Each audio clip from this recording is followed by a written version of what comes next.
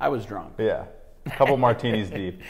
Yeah, I'm about ready to start too. Why don't we have drinks over here, bro? Jeff, where are the drinks, man? You're the producer. Listen, man, I got water for you. Water. So let's get serious for a second. So obviously over the past, decade, even maybe more, the media landscape has changed tenfold, hundredfold.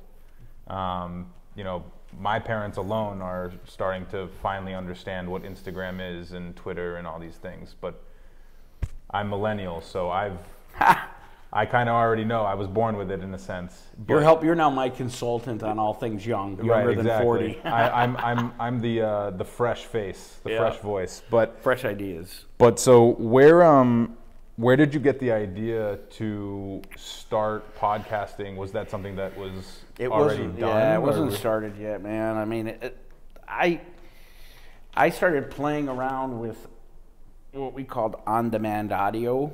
So it was basically like record and replay when I was in the restaurant business, and I used to use it as a means to train the servers. We then turned it into like an audio cookbook, but there was no podcast yet. I think it was the iPhone 1. There was like the iPod was out. When I first started like really sports podcasting, let's say, they came out with the iPod. Well, what you'd have to do is if you wanted to leave your computer, bro, you'd have to plug in your iPod and download your content to that iPod and then take it with you, and it would be on your iPod. Now, I got, and do you know what an iPod is? I had an iPod. So I never had one in my life. Really? So Did you have the Walkman? When I was younger, I did with the big headphones. Yeah, I had so I had all that. But what I used to do, guy, is I used to get blank DVDs at like Best Buy or CVS. Yeah. I'm like one of those few people who likes the sound of their own voice. I died to listen to it in the car so I could see what it would sound like on the radio, right?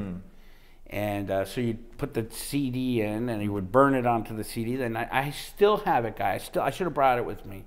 I still have the case full of the whole first season of the Celtics late night show. And they used to have, like, do you remember these? There were books you put your CDs in. Yep. They're all labeled like Eastern Conference Final. Right.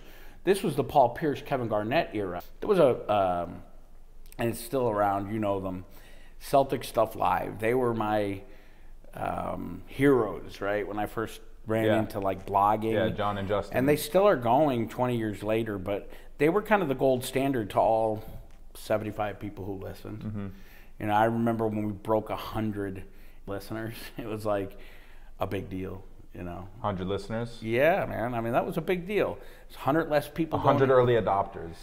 They were early, man, but I say like Celtics blogs, SB Nation was a huge help because once a program came out that would host your feed where you didn't have to use FeedBurner and create an RSS feed for your audio, you had places you could go to. Well, then you could embed the content easily, and it looked good on the site. So back then, SB Nation wanted to be progressive. I'm sure they do now. We don't do a ton with them, but we still work with Celtics blog, obviously, on our sports network. And they used to embed the live, so like, we were the Celtics late night show, which is kind of funny. We were like trying to make ourselves more the Howard Stern of Celtics stuff. Yeah. Well, because Celtics Stuff Live was so, straight and narrow. And they used to do a full post-game show after every game.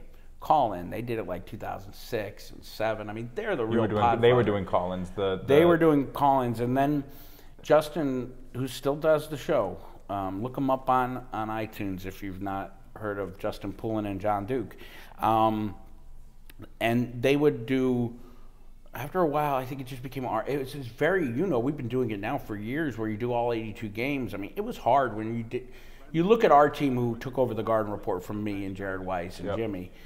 It's the same guys, all 82 games. That's hard. Yeah. And Justin, I think got to a point where he was burnt out. So at that point, that was our opportunity, where Justin was covering games for Celtics blog, and Duke was covering games too, so they needed someone to fill in once or twice a week.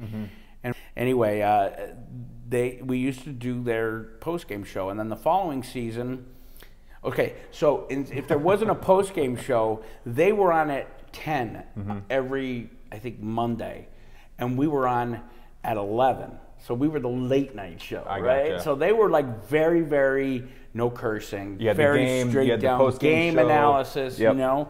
And then it came to us, and we'd have on like Aztec Gino, Yeah. and like all the super fans, you know. We took they would take 2 or 3 callers a show. We would take 30 or 40. Right. You know, I remember we had Tim Donaghy, the rogue ref, on, and just we got him before 60 minutes, just when he got out of prison. Oh, wow. Yeah, yeah. And then he ended up working with us. So when the Celtics went to the finals in 2010, he was an analyst for our post-game show. For CLNS. Yeah, it's crazy. And So- that's where Celtics Late Night Show came, or CLNS came from. It was originally called Celtics Late Night Show, which is such a stupid, lame name.